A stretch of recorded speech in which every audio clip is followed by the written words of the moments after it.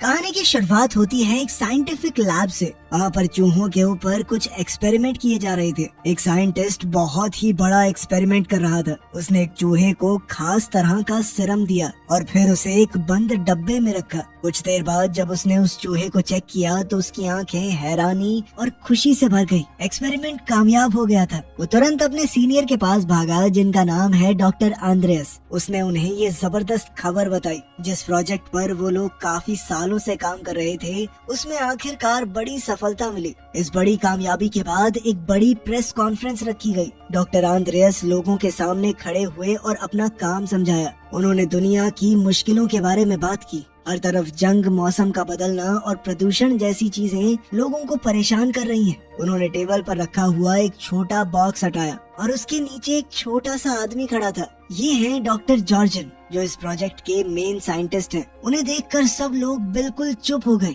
Doctor जॉर्जन ने बताया कि उनकी टीम के 32 लोग, जिनमें उनकी पत्नी भी शामिल है, सबने अपनी मर्जी से ये प्रोसेस किया। वो सब लोग अब 5 इंच के हो चुके हैं। उन्होंने सबको भरोसा दिलाया कि ये प्रोसेस बिल्कुल सेफ है और कोई दर्द भी नहीं होगा आपको। अपनी बात को साबित करने के लिए एक और आदमी ट्रॉली पर बाकी की टीम को ले आया। सभी लोग हैरानी से देखने लगे। उस ट्रॉली पर बहुत से छोटे लोग हाथ हिला रहे थे। डॉक्टर जॉर्जन ने कहा कि ये एक नए युग की शुरुआत है और 5 साल की छुपी हुई मेहनत का नतीजा। इस एक्सपेरिमेंट से पूरी दुनिया को कितना फायदा होगा, ये दिखाने के लिए एक असिस्टेंट ने छोटी प्लास्टिक की थैली उठाई। उसने कहा कि इस छोटी सी थैली में पिछले 5 साल में इन 32 लोगों का पूरा कचरा रखा हुआ है। उनका आइडिया बिल्कुल साफ था। छोटा होने से इंसान थोड़ी जगह, थोड़ा खाना, सब कुछ कम ही करेगा। डॉक्टर जॉर्जन ने पूरी दुनिया को खुला न्योता दिया कि जो भी चाहे वो इस प्रोसेस से गुजर सकता है। ये खबर जंगल की आग की तरह पूरी दुनिया में फैल गई। सब लोग डाउन साइजिंग यानी छोटे होने के बारे में बात करने लगे। अब कहानी का फोकस हमारे हीरो पॉल पर जाता है। पॉल इस वक्त एक बहुत ही नॉर्मल जिंदगी जी रहा था, अपनी बीमार माँ का घर पर ख्याल रखते हुए। बदकिस्मती से उसके बहुत ख्याल रखने के बावजूद उसकी माँ की तबीयत बिगड़ती गई और कुछ समय बाद उनकी मौत भी हो गई। पॉल एक फैक्ट्री में काम करता था और साथ साथ बीमार लोगों की मदद भी। उसे तहे दिल से लोगों की मदद करना बहुत पसंद था। पॉल की शादी ऑड्री नाम की एक औरत से हुई। उनके बच्चे तो नहीं थे, लेकिन दोनों एक दूसरे से बहुत प्यार करते हैं। शादी के बाद उन्होंने एक नया घर खरीदा जिसमें उनकी सारी सेविंग्स खत्म हो गई। तब पॉल को समझ आया कि अपने सपनों को पूरा करना कितना मुश्किल और महंगा है। एक शाम पॉल और ऑड्री अपने दोस्तों के साथ एक पार्टी में गए। इस पार्टी की मेन अट्रैक्शन 2 छोटे लोग थे, डेव और कैरल। ये लोग यहाँ पर डाउन साइजिंग का फायदा बताने आए हैं। डेव ने भीड़ को बताया कि छोटा होने का कोई नुकसान नहीं है। उन्हें जो कुछ भी पसंद है वो सब कुछ कर सकते हैं, लेकिन एक ऐसी दुनिया में जहाँ उनका पैसा कई गुना ज्यादा चलेगा। उसने बताया कि हमारी कम्युनिटी का नाम लेजर लैंड है, जहाँ सब कुछ बहुत सस्ता है। उसने अपनी बड़ी हवेली के बारे में बताया, जो नॉर्मल जिंदगी में तो वो कभी ना खरीद पाता। इस प्रेजेंटेशन का पॉल और ऑड्री पर बहुत गहरा असर पड़ा। घर पहुंचने के बाद उनके दिमाग में नए नए सपने घूमने लगे। कुछ ही दिन बाद उन्हें लेजर लैंड देखने के लिए बुलाया गया। अगली सुबह वो दोनों वहाँ पर गए। एक बिल्कुल साफ, सुंदर और परफेक्ट जगह जो सिर्फ छोटे लोगों के लिए बनी है। एक खुशमिजाज छोटे आदमी ने उनका स्वागत किया और उन्हें टूर दिया। उसने अपना आलीशान घर दिखाया जो उसने सिर्फ $12 में खरीदा है। उसने सबको अपनी साइज में छोटी पत्नी से भी मिलवाया और दोनों ने अपनी खुशहाल जिंदगी की तस्वीर बुन दी। बिना पैसे की चिंता करे एक आरामदायक जिंदगी का वादा अब बहुत ही खूबसूरत लग रहा था। टूर देने वाला छोटा आदमी पॉल और ऑड्री को और ज्यादा समझाता गया। उसने बताया कि छोटा होने के बाद मेरी जिंदगी पूरी तरह बदल गई। कोई भी अपने शरीर में ये बदलाव करवा सकता है और किसी तरह की कोई प्रॉब्लम नहीं आएगी। इसके बाद पॉल और ऑड्री डॉक्टर से मिले। डॉक्टर ने पैसों की सच्चाई बिल्कुल साफ शब्दों में बताई। उन्होंने कहा कि छोटा होने के बाद उनका बड़ा घर बेकार हो जाएगा, वो उसे बेच सकते हैं और उस पैसे से लेजर लैंड में बहुत ज्यादा अमीर हो जाएंगे। वो वहाँ सब कुछ इतना सस्ता है कि वो जितना चाहे खर्चा कर सकते हैं, फिर भी उनके पैसे कभी खत्म नहीं होंगे। आखिरकार दोनों ने मिलकर छोटे होने का फैसला ले लिया। पॉल अपनी नौकरी पर गया और अपने साथ काम करने वाले लोगों को बताया कि आज मेरा आखिरी दिन है। उसने कहा कि वो छोटा बनने जा रहा है और लेजर लैंड में अपनी जिंदगी की नई शुरुआत करेगा। उसके साथ ही उसके लिए खुश हुए और उसे आखिरी बार अलविदा कहा। पॉल और ऑड्री एक आखिरी बार अपने सभी दोस्तों से मिले, क्योंकि उन्हें पता था कि छोटा होने के बाद वो दोबारा कभी नहीं मिल पाएंगे। दोनों ने अपना घर बेच दिया, प्रोसेस के लिए अपनी शादी की अंगूठियां उतारी और अपनी पुरानी जिंदगी छोड़ने के लिए तैयार हो गए। अगली सुबह वो कई और उम्मीद भरे लोगों के साथ लेजर लैंड की स्पेशल बस में चढ़ गए। वो बस उन्हें एक बहुत बड़ी फैक्ट्री में ले गई, जहाँ पर इंसानों को बदलने का काम होता था। यहाँ उन्हें एक आखिरी मौका दिया गया अपना फैसला बदलने का। एक ऑफिसर ने पूछा कि क्या आपके मन में कोई भी डाउट है? कोई आपको मजबूर तो नहीं कर रहा? पॉल और ऑड्री दोनों ने पूरे भरोसे के साथ कहा कि वो अपनी मर्जी से ये सब कुछ कर रहे हैं। उन्हें बताया गया कि आदमी और औरतों का प्रोसेस अलग अलग जगहों पर होता है। दोनों आखिरी बार गले लगे और वादा किया कि दूसरी तरफ मिलेंगे। पॉल को उसके एरिया में ले जाया गया जहाँ बहुत सारे नंगे आदमी खड़े थे। उन्हें छोटा करने की तैयारी पूरे जोरों शोरों पर थी। उनके शरीर के सारे बाल पूरी तरह शेव कर दिए गए। जो दांत खराब या सड़ रहे थे उन्हें निकाल दिया गया। ये सब कुछ बेहोशी के दौरान हुआ तो उन्हें कोई फर्क नहीं पड़ा। बेहोश होने के बाद पॉल को एक बड़ी एडवांस मशीन में रखा गया। यह प्रोसेस लगभग 20 मिनट चला और जब सब खत्म हुआ तो पॉल बिल्कुल परफेक्ट तरीके से सिर्फ 5 इंच का हो गया। नए छोटे हुए लोगों को फिर एक रिकवरी एरिया में ले जाया गया, जहाँ सब कुछ उनके नए साइज के हिसाब से बना हुआ था। अब उनके साथ छोटे हो चुके डॉक्टर्स मौजूद थे। उनके निकाले गए दांतों की जगह पर छोटे आर्टिफिशियल दांत भी लगाए गए। काफी लंबे समय के बाद पॉल को होश आया। वो इस वक्त एक छोटे से बेड पर लेटा हुआ था। एक नर्स जो खुद भी साइज में छोटी है, उसने उसे संभाला और कहा कि तुम पूरी तरह ठीक हो। पूरा प्रोसेस सक्सेसफुल रहा। उसने पॉल को छोटे कपड़े दिए और एक बड़ा सा बिस्किट भी ला कर दिया, जो पॉल के नए नजरिए से एक सोफे की गद्दी जैसा लग रहा था। लेकिन पॉल को अपनी चिंता नहीं थी। उसकी आंखें तो सिर्फ उसकी पत्नी ऑड्री को ढूंढ रही थी। उसी वक्त उसका फोन बजा। ये कॉल ऑड्री का था। उसकी आवाज में डर और पछतावा भरा पड़ा था। उसने जो कहा वो सुनकर पॉल पूरी तरह से टूट गया।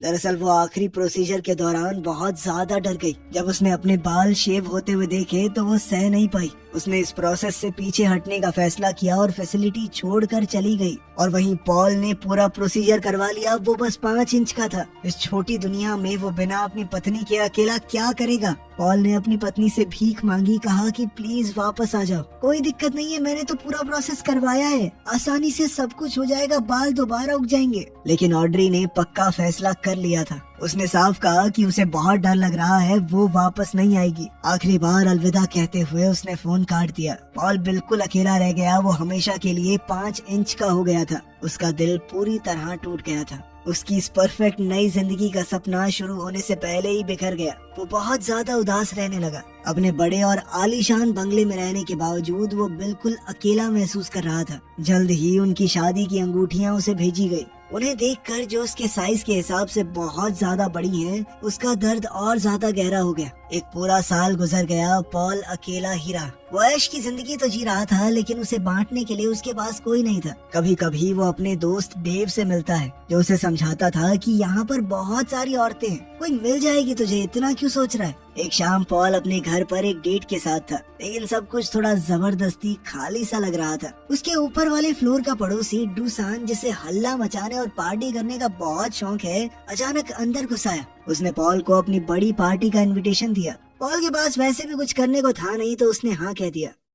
अगली रात पॉल डूसान की शानदार पार्टी में गया, एक बड़ा गुलाब गिफ्ट के रूप में लेकर। डूसान उसे देखकर बहुत खुश हुआ। उसने कहा कि खुलकर पी, बहुत लड़कियां आएंगी यहाँ पे, पटा ले किसी और को, भूल जा अपनी बीवी को भाई। लेकिन पॉल किसी से कनेक्शन नहीं बना पाया। उसने रात भर शराब पी, झांझ में डांस किया और आखिरकार बेहोश होकर गिर पड़ा। सुबह तक पार्टी खत्म हो चुकी थी। सिर्फ पॉल और दूसान फैले हुए सामान वाले फ्लैट में पड़े हुए हैं। अगली सुबह सफाई करने वाली टीम आई। दूसान इतना अमीर है कि वो सारा काम बाकी लोगों से करवाता है। पॉल जब हैंगओवर और घूमते दिमाग के साथ उठा तो उसकी नजर एक सफाई करने वाली औरत पर पड़ी। उसने उसे पहचान लिया। वो तो सारा है, वियतनाम की एक बहुत मशहूर एक्टिविस्ट, जिसे पॉल ने 1 साल पहले न्यूज में देखा था। उस रिपोर्ट में दिखाया गया कि वियतनाम में छोटे लोगों की पूरी बस्ती बर्बाद हो गई थी और वो अकेली बची थी वहाँ से। उस घटना में उसकी एक टांग चली गई और अब वो एक नकली टांग का इस्तेमाल करती थी। पॉल उसके पास गया। उसे देखकर बहुत हैरानी हुई कि इस तरह का काम एक मशहूर औरत क्यों कर रही है।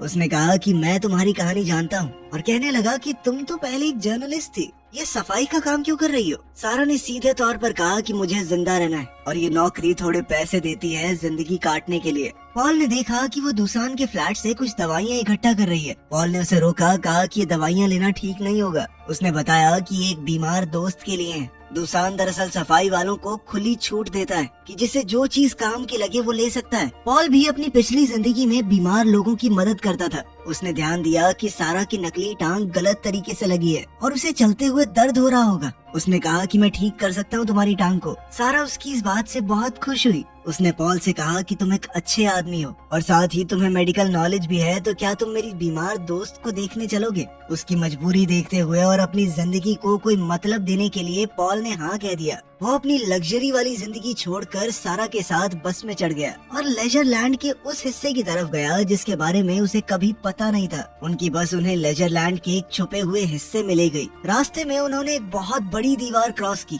उस दीवार के दूसरी तरफ पॉल ने एक गरीब बस्ती देखी। यहाँ पर उनकी तरह बड़े बड़े घर नहीं थे, बल्कि पुराने शिपिंग कंटेनर्स के अंदर बनी हुई एक झुग्गी जैसी कॉलोनी थी जहाँ सारा जैसे गरीब लोग रहते हैं। वो उसे अपने छोटे से घर में ले गई जो एक कंटेनर के अंदर बना था। अंदर एक औरत बेड पर लेटी हुई दिखी जो बहुत ज्यादा बीमार है। सारा ने बताया कि यही उसकी दोस्त है और पॉल से कहा कि डॉक्टर साहब इसका इलाज करो। पॉल ने कहा कि मैं कोई असली डॉक्टर नहीं हूँ, लेकिन सारा ने जिद की कि मुझसे तो ज्यादा ही पता है तुम्हें। पॉल ने सलाह दी कि दुसान के घर से लाई हुई कुछ दवाइयाँ दी जा सकती हैं। उसने थोड़ा सोच समझकर मेडिसिन दे दी। पॉल ने फिर से कहा कि मैं तुम्हारी नकली टांग भी ठीक से फिट कर दूंगा। इस पर सारा ने कहा कि कुछ दिन बाद करते हैं ये। पॉल वहाँ से तो चला गया, लेकिन वो सारा को भूल नहीं पाया। कुछ दिन बाद वो दोबारा उसके घर गया। सारा के पास एक बुरी खबर थी। वो बीमार औरत जिसे उन्होंने मेडिसिन दी थी वो मर गई। उसने डर के साथ कहा कि शायद मैंने उसे ज्यादा दवाई दे दी, लेकिन उसने ये भी कहा कि मरने से पहले उसके चेहरे पर मुस्कान थी, मानो उसे दर्द से आखिरकार छुटकारा मिल गया हो। पॉल ने फिर उसकी नकली टांग ठीक करनी शुरू की। जब वो ढीले स्क्रूज को टाइट कर रहा था तो सारा ने अपनी कहानी बतानी शुरू की। उसने बताया कि वियतनाम में मैंने सरकार के डैम प्रोजेक्ट के खिलाफ प्रोटेस्ट किया था, इसीलिए मुझे जेल में डाल दिया गया। उसकी बहन भी उसके साथ जेल गई और वहाँ पर हुई पिटाई को सह नहीं पाई, मर गई। इस सब के दौरान ही एक दुर्घटना में उसकी टांग चली गई। पॉल अपना काम कर ही रहा था कि अचानक से नकली टांग टूट गई। सारा बहुत गुस्सा हो गई कि जैसी चल रही थी वैसी भी नहीं छोड़ी तूने तो। लेकिन पॉल ने हार नहीं मानी। उसने सारा को कंधों पर उठाया और अपनी गलती सुधारने के लिए कहा कि सफाई का काम मैं करूंगा जब तक तुम्हारी टांग ठीक नहीं कर देता। अब वो लेजर लैंड के अमीर लोगों के घर की सफाई करने लगा। ये काम उसके पिछले कामों से बहुत नीचा काम था, लेकिन पॉल को इस बात से कोई प्रॉब्लम नहीं थी। उसे दूसरों की मदद करते हुए फिर से अपनी जिंदगी का कोई मतलब मिल गया था। वो कई दिनों तक उसके साथ रहा। इस दौरान उसने सारा का एक और रूप देखा। उसने देखा कि कैसे वो अपनी गरीबी के बावजूद दूसरे बूढ़े और बीमार लोगों की मदद करती है,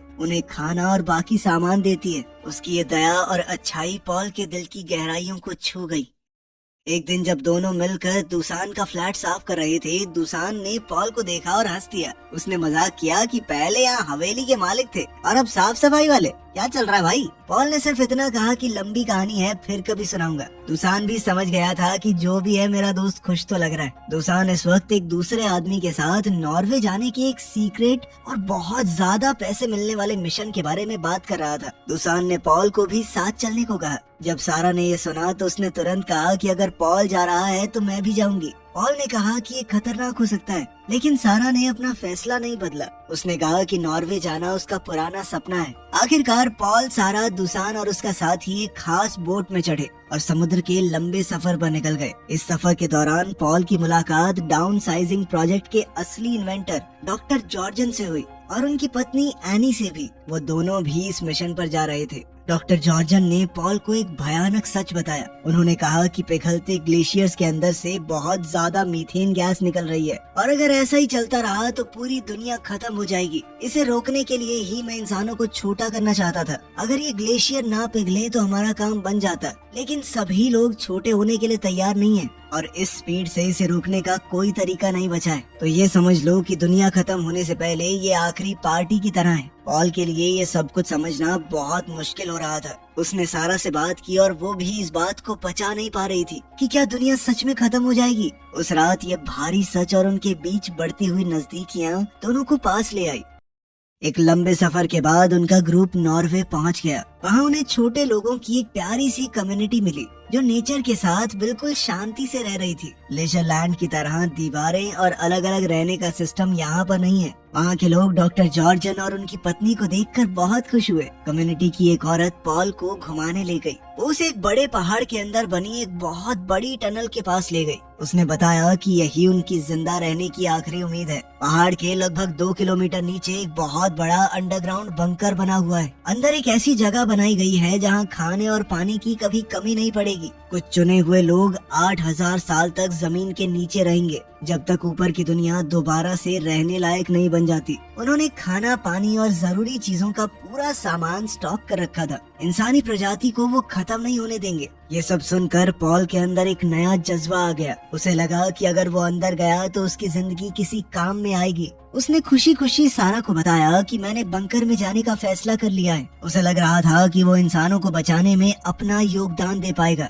लेकिन सारा का दिल टूट गया। वो गुस्से में आ गई। उसने पॉल से पूछा कि हमारे बीच जो कुछ भी हुआ उसके बाद तुम मुझे कैसे छोड़ सकते हो। उसने पूछा कि क्या तुम बस टाइम पास कर रहे थे मेरे साथ, सच में प्यार नहीं करते मुझसे। इस बात का पॉल ने कोई सीधा जवाब नहीं दिया। पॉल अपनी बात पर अड़ा रहा कि मुझे अंदर जाना ही है, यही रास्ता है मेरा। पॉल की इन बातों ने सारा को तोड़ दिया। वो रो पड़ी। पॉल ने दुसान को भी अपना फैसला बताया। दुसान ने कहा कि तू ऊपर रहकर भी तो लोगों की मदद कर सकता है, लेकिन पॉल ने अपना मन बना लिया था। जब बंकर में जाने का वक्त हुआ तो सभी लोग एक साथ सूरज को ढलते हुए देखने लगे। वो जानते थे कि अपनी जिंदगी में दोबारा कभी सूरज नहीं देख पाएंगे। पॉल ने सबको अलविदा कहा। उसकी और सारा की आंखें मिली। सारा बिना कुछ बोले उसे रुकने के लिए कह रही थी, लेकिन पॉल ने पीछे नहीं देखा और अंधेरी टनल के अंदर चला गया। लोगों ने लगभग 2 किलोमीटर लंबा ये रास्ता तय करना शुरू किया। अंदर अंधेरा था और उन्हें पूरी रात चलना होगा। पॉल लाइन के बिल्कुल लास्ट में चल रहा था। हर एक बढ़ते कदम के साथ पॉल का मन कमजोर होता गया।